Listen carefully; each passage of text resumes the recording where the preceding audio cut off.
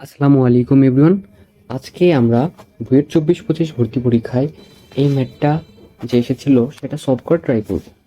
আচ্ছা, এই ম্যাথটা বলা যায় বুয়েট 24-25 ভর্তি পরীক্ষার সবথেকে কনসেপচুয়াল একটা ম্যাথগুলোর মধ্যে একটা, অ্যান্ড এই ম্যাথটা এক্সাম হলে করার মতো একটা জটিল ম্যাথও বলা যেতে পারে।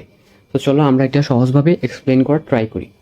আচ্ছা, তো কোশ্চেনে দেখো বলা আছে কি যে ভূমি হতে 5 মিটার উঁচুতে কপিকলের মাধ্যমে একটি বস্তুকে ক্যাবল দিয়ে 2 মিটার/সেকেন্ড বেগে টানা হচ্ছে। যখন ক্যাবলের দৈর্ঘ্য 10 মিটার, তখন ক্যাবল ও ভূমির মধ্যবর্তী কোণের পরিবর্তনের হার কত সেটা বের করতে বলছে। আচ্ছা, কোশ্চেনটাকে আমরা একটু ভেঙে ভেঙে লেখা ট্রাই করি যে ভূমি হতে উঁচু ছিল কত, 5 মিটার। তো ভূমি থেকে আমার উঁচু হচ্ছে 5 মিটার। কপিকলের সাহায্যে একটা বস্তুকে ক্যাবল দিয়ে 2 মিটার/সেকেন্ড বেগে টানা হচ্ছে। আচ্ছা, তাহলে বেগের মান কত আমাদের, 2 মিটার/সেকেন্ড। আর টানা হচ্ছে কি একটা কপিকলের মাধ্যমে। তো এখানে একটা কপিকল আছে, এই কপিকল দিয়ে একটা বস্তুকে এইভাবে টানা হচ্ছে। হ্যাঁ, তাহলে কপিকলের দৈর্ঘ্য আবার বলে দেওয়া আছে 10 মিটার, আর ক্যাবলের দৈর্ঘ্য বলে দেওয়া আছে 10 মিটার। ক্যাবল কোনটা, এই যে ক্যাবল তার যেটা এটা, তাহলে এটা আছে কত, 10 মিটার। ওকে, আচ্ছা আমরা একটু ভূমি কাউন্ট করি। তাহলে বলছে কি, তখন ক্যাবল ও ভূমির মধ্যবর্তী কোণের পরিবর্তনের হার কত। অর্থাৎ এই যে ক্যাবল, দেখাই, এই যে ক্যাবল আর ভূমির মধ্যবর্তী কোণ ধরে নিলাম থিটা, এই থিটার পরিবর্তনের হার কত, অর্থাৎ d theta by dt equals to what, এটা আমাদের বের করতে বলছে। আচ্ছা, তো প্রথমে যে চিত্রটা আছে এখান থেকে আমরা কি লম্ব আর একটা ভূমি পাইতে অতিভুজ পাইতেছি। তাহলে আমরা এখান থেকে লিখতে পারি কি, সাইন থিটা ইকাস টু 5/10। তাহলে থিটা ইকাস টু কত হবে, সাইন ইনভার্স 5/10 মানে কত, π/6 বা 30 ডিগ্রি। ওকে, তো থিটার মানটা আমরা পেয়ে গেছি, বাট আমাদের ডি থিটা বাই ডিটি বের করতে হবে। আচ্ছা, তো এটাকে কি সরাসরি এখন ডিফারেন্সিয়েশন করে দিব? না, তাহলে কিন্তু আসলে আমাদের কোনো ভ্যালুই আসবে না। তাহলে আমরা দেখো 5 মিটার উঁচুতে আছে আর ক্যাবলের দৈর্ঘ্য এইটাকে কাজে লাগাইছি, বাট এই যে 2 মিটার/সেকেন্ড বেগে টানা হচ্ছে, এটাকে আমরা কাজে লাগাইছি কোনোভাবে না কিন্তু। সো আমরা এখন ওই 2 মিটার/সেকেন্ড বেগে যে টানা হচ্ছে সেটাকে আমরা একটু কাজে লাগানোর ট্রাই করব। আচ্ছা, উঁচু যেটা ছিল সেটা কিন্তু আগের মতোই থাকবে, 5 মিটার উঁচুতেই ছিল, আর এইভাবে টানা হচ্ছিল, ঠিক আছে। আর এখানে আছে হচ্ছে আমাদের থিটা। এখন দেখো, বেগ ভি এর মান আমার বলে দেওয়া আছে 2 মিটার/সেকেন্ড। আচ্ছা, বেগকে আমরা আরও কিভাবে ডিফাইন করতে পারি? যদি আমরা ধরে নেই এখানে এল পরিমাণ দৈর্ঘ্য আছে, মানে কেবলের দৈর্ঘ্যটাকে যদি এল ধরে নেই, তাহলে ডিএল বাই ডিটিকে কি আমরা ভি লিখতে পারি? দেখো, দৈর্ঘ্যকে যদি আমরা একটা ডিফারেন্সিয়েশন করি তাহলে কিন্তু আমরা বেগ পেয়ে যাচ্ছি। তাহলে ভিকে আমরা ডিএল বাই ডিটি দ্বারা প্রকাশ করতে পারি, অ্যান্ড তাহলে আসবে হচ্ছে কত, 2 মিটার/সেকেন্ড। তাহলে আমরা এখানে পেয়ে যাইতেছি হচ্ছে ডিএল বাই ডিটি মানে 2 মিটার/সেকেন্ড। ওকে, এখন এটাকে আমরা কোনোভাবে কাজে লাগানোর ট্রাই করব, ঠিক আছে।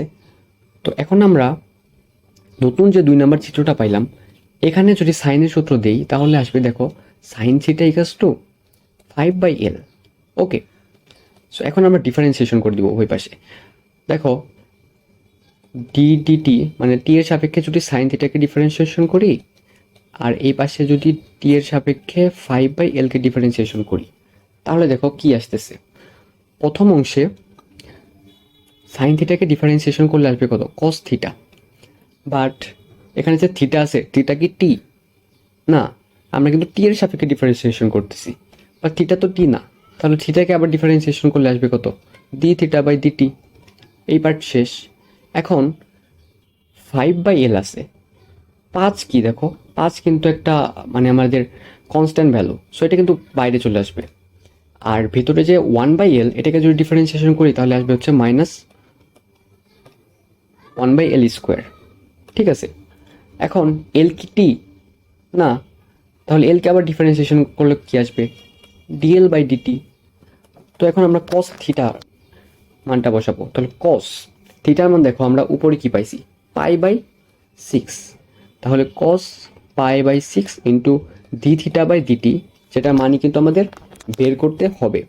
এরপরে 5 ইন্টু -1/L, এল এর মান দেখো আমাদের একদম কোশ্চেনে বলা ছিল কত, 10 মিটার। তাহলে এখানে 10 square into dl by dt দেখো এই যে পেলাম 2। ঠিক আছে, তো এটা যদি আমরা সলভ করি তাহলে আমরা কিসের মানটা পাবো, ডি থিটা বাই ডিটির মানটা পাবো। অ্যান্ড ডি থিটা বাই ডিটির মানটা যদি ক্যালকুলেটারে সলভ করি তাহলে আসবে হচ্ছে -1/5√3। অ্যান্ড এটা হবে কি দেখো, পরিবর্তনের হার, থিটা পরিবর্তনের হার, এটার একক কি হবে, রেডিয়াস পার সেকেন্ড। সো এটাই হচ্ছে আমাদের অ্যান্সার। তো আমি একটু শর্টলি আবার বলি এখানে কি করলাম, যে ভূমি থেকে উঁচুতে একটা কপিকল ছিল অ্যান্ড সেখানে একটা ক্যাবলের দৈর্ঘ্য দেওয়া ছিল, তাই ভূমি থেকে 5 মিটার উঁচু নিলাম অ্যান্ড ক্যাবলের একটা দৈর্ঘ্য নিলাম। সো এখান থেকে আমরা সাইনের সূত্রটা দিয়ে সহজেই থিটার মানটা বের করে ফেললাম। এরপরে বেগে টানা যে হচ্ছে সেটার আমরা ইউজেস করি নাই এখনো, তো ওটা ইউজ করার জন্য আমরা ভি = 2 মিটার পার সেকেন্ড বের করে নিলাম। এখন আবার ওই চিত্রটাকে নতুনভাবে আঁকলে দেখলাম যে উচ্চতা সেমই ছিল, 5 মিটার উঁচুতেই টানা হচ্ছিল, বাট যেহেতু টানা হচ্ছে তার মানে কি কেবলের দৈর্ঘ্যের একটা পরিবর্তন হইতেই পারে। ঠিক আছে, কারণ যখন টানতে থাকবে এদিক বরাবর আরও বেশি আগাতে থাকবে আর এদিকে আর একটু উঁচুতে উঠতে থাকবে, তাই নতুন যে দৈর্ঘ্যটা সেটা আমরা এল দ্বারা প্রকাশ করলাম। এখন এলকে যদি ডিফারেন্সিয়েশন করি তাহলে আমরা ভি পাওয়া যায়, তাহলে dl by dt = 2 metre per second লিখে দিলাম। এখন 2 নম্বর চিত্রে আবার সাইন থিটার একটা সূত্র বসিয়ে দিলাম, তারপরে আমরা জাস্ট নর্মাল একটা ডিফারেন্সিয়েশন করে দিলাম। অ্যান্ড ডিফারেন্সিয়েশন করার ফলে আমরা আলটিমেটলি লাস্টে ডি থিটা বাই ডিটির মানটা বের করে দিলাম, অর্থাৎ সময়ের সাপেক্ষে যে থিটার পরিবর্তন হার সেটা পেলাম। অ্যান্ড সেটা আসলো হচ্ছে -1/5√3 রেডিয়াস পার সেকেন্ড। সো এটাই হচ্ছে আমাদের অ্যান্সার, আশা করি বুঝতে পারছো।